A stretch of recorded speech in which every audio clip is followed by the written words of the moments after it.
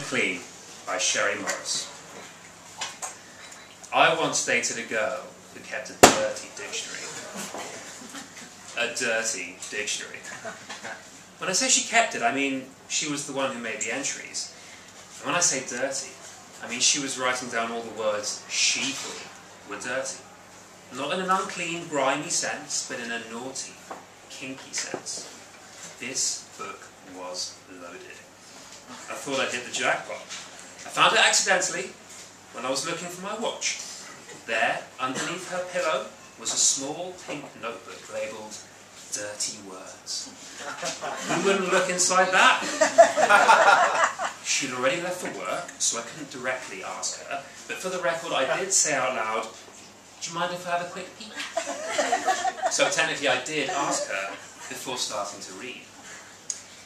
Instead of finding words like arsehole, motherfucker, cock, knob or cunt, there were entries like ripe, swallow, and juicy. I thought it was some sort of a joke or a setup.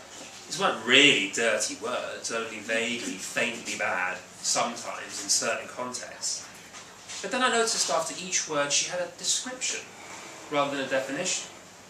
Some words had stars or pluses after them for extra points. So for juicy it said, makes your lips pucker and sounds wet like sex. Next to swallow, she'd written, leaves the mouth open and ready to receive. I wasn't sure what she was on about. So I tried it. Stood in front of the bathroom mirror, and I said, juicy. And then I said, swallow. She was right. Her descriptions were spot on. I even felt a faint stirring from below when I said those words. It was like a book of word porn, but softcore, another dirty word, and sexy. It was something for the thinking man or woman. I'd known she'd had a thing about words. I liked that about her. I'd be in the middle of a thought, in the middle of a sentence, middle of an argument, and she'd say, wait a minute, say that again. I want to see your mouth. And everything would go on hold while I repeated what I said. And she watched. She'd make some sort of mental note and say, okay, we'll get back to what you're saying. But I bet I barely remembered. I hadn't really understood what she was doing. She never told me about this project. I thought it was just a technique for changing the subject or stopping an argument. Or maybe she was a little bit deaf, had to try to lip read. I knew she had a notebook that she used to write down interesting thoughts that came to her. And now I realised some of these notes she was making for the dirty dictionary. I thought it was just another one of her quirks, something that writers do. She told me she was writing a book. I never asked her what a book was about. I wish I had. We met by chance at a cafe. She was sitting outside, had all these papers about her. It was the first warm day of spring. Everybody was out enjoying the sun. A gust of wind came by and blew her papers off the table. She hadn't even noticed. She was furiously scribbling away in a notebook. I'd been people watching at a table nearby. Truth be told, I'd been watching her. She was attractive and a bit odd. I like watching odd people. I had her pegged as a writer. She seemed to be listening to the conversations around her, noting what she'd heard, and then murmuring the words back to herself. Murmur, by the way, is one of the dirtiest words in the book. A husky breath oozing out over open lips. So, I took the opportunity to round up her papers and I introduced myself. I told her I was an editor for a literary magazine. Her face didn't change when I said that, so then I thought I was wrong about her being a writer. But then she said she was a dedicated wordsmith. I didn't know then, but wordsmith is a moderately dirty word. Lips open and round to make the O like porn star whores. She thanked me for returning her papers, saying it was part of a project she was working on. We talked easily about literature and books, and she didn't seem to have anywhere to be. I took a chance, and I challenged her to a game of Scrabble, right there and then. But how? She said. This cafe has games, I told her. will play with a proper board and tiles. She smiled. I'm good, I told her. Because I was. I'm better, she said. She was right. I enjoyed being beaten by her. I lost by 30 points and was really trying at the end. No, really, I did not let her beat me. She won fair and square. Nobody laid a word on a red triple score like she did. I like to think I challenged her, at least a little. In any case, it got me an official date with her, so I figured I was the winner after all. We fell into a relationship quite easily, at least that's how it seemed to me. I like sharp women. She was one of the sharpest.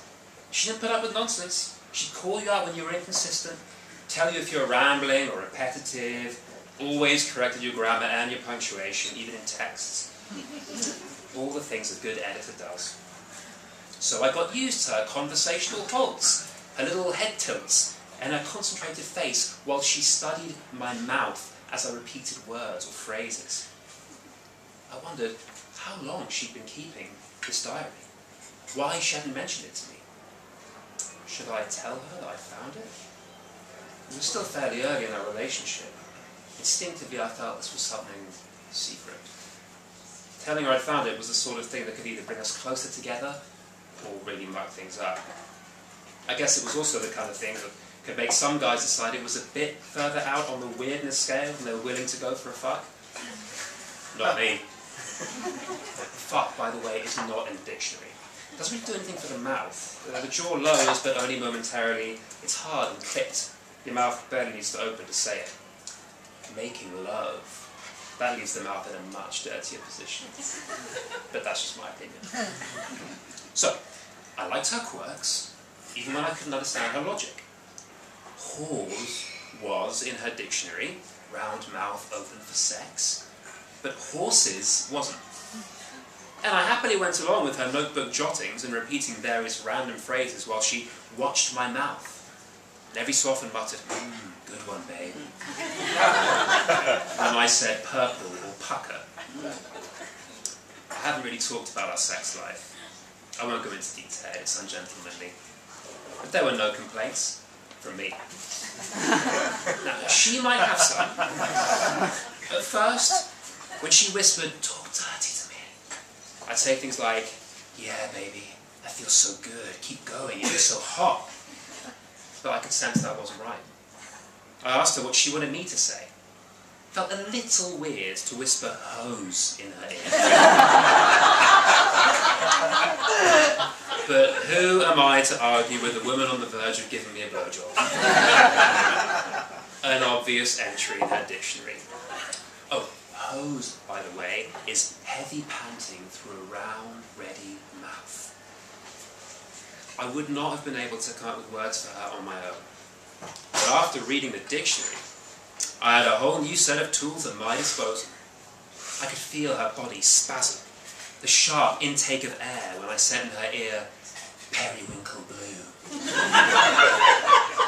Knowing she felt it was one of the dirtiest colours in the crayon box.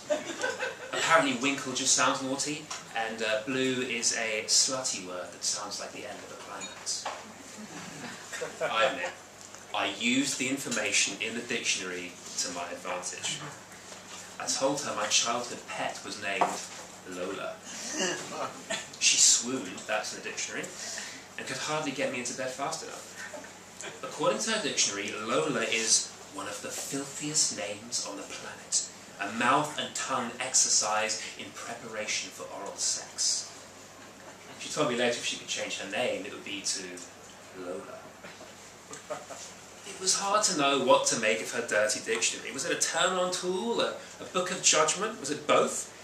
She seemed tuned in to dirty words, though her definition of dirty was a bit different. But after a while, I got into it. She's into erotic sounds. Maybe that's what she should have called her dictionary, but that this was her book, not mine. Which I guess was why she freaked out when I told her I'd discovered it. She said she felt violated, that I was a fake, manipulating her, mocking her in her love of words and sounds, and was laughing at her behind her back. Of course I told her that wasn't true. I thought her book was cool, and I was happy to say anything she liked for her collection. But she just shut down. She wouldn't talk to me, or listen to me. She wouldn't look at my mouth. So then I knew. It was serious.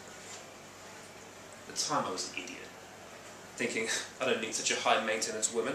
It's not worth it. Plenty of other fish in the sea. So I walked away. But I was wrong. Really wrong. I miss her ways. I miss her listening to my words and looking at my mouth and loving words enough to keep her own book of erotic sounds. I want her back. I tried ringing and texting. I got nowhere. So I wrote a letter. This letter, to be read out here tonight, has all her favourite words in it. The ones she starred and gave extra pluses to. But I'm also adding a word. Sorry. It's not dirty, but I mean it. Sincerely, which is a moderately dirty word. Here's a word I think is better. Apologies. The mouth lingers open for the beginning of the word and ends on s, which she likes so much. Apologies. Apologies. Apologies to the always lovely Lola. I know she's here tonight, my Lola, sitting in the crowd, listening to all these words. So hear this. I won't betray your trust. I give you my word, all of them, to write down, to file, to annotate, to use in whatever way you want. So come back to me, Lola. Let's start again. What do you say?